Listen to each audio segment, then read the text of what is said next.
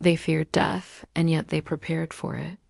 Every stone in the pyramids, every scroll, every ritual was meant for one thing: the journey to the afterlife. And waiting at the gates was Anubis. You may know him as the jackal-headed god of ancient Egypt, but Anubis wasn't just a guardian of tombs. He was the companion of souls. He didn't rule the dead. He accompanied them. When someone died, it was Anubis who guided them through the darkness, through the underworld, to the Hall of Truth.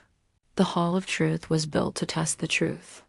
It was a place where every secret, every sin, every hidden motive came to light. And at its center stood Anubis, unflinching, impartial, the embodiment of cosmic balance. He judged no one. He merely observed. There, the soul would face a test. In one hand, Anubis held a scale. On one side, your heart.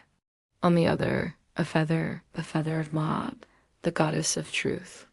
When the heart was pure, the scales tipped in favor of the soul. If your heart was lighter than the feather, you passed.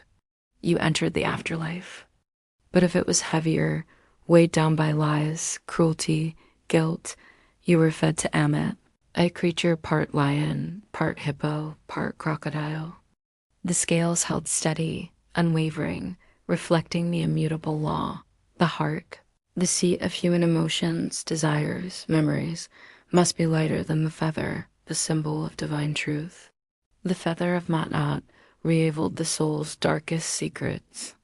There could be no appeal, no bargaining with Anubis. He did not take bribes, nor was he moved by pleas. His gaze was fixed, his duty absolute. So it was in the Hall of Truth that the ultimate verdict was delivered, not by Anubis, but by the heart itself. If it was light, the soul ascended. If it was heavy, the soul descended. The heavy heart dragged the soul down into the abyss. There was no escape, no second chance. The impurities of greed, envy, hatred could be purged.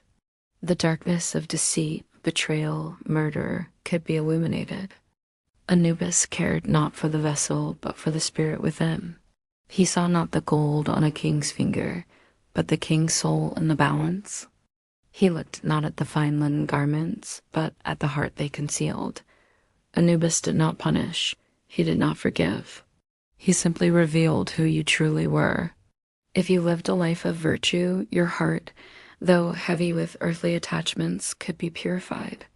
But if the heart was heavy, if it succumbed to the temptations of the flesh, the whispers of pride, the allure of power, the scales tipped in the opposite direction.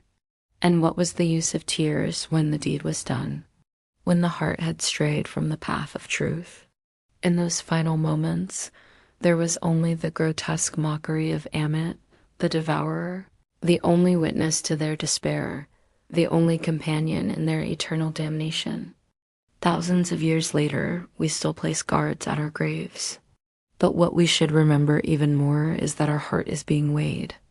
Even now, we still fear the unknown. We still hope someone is watching over us when we go. And maybe he still is.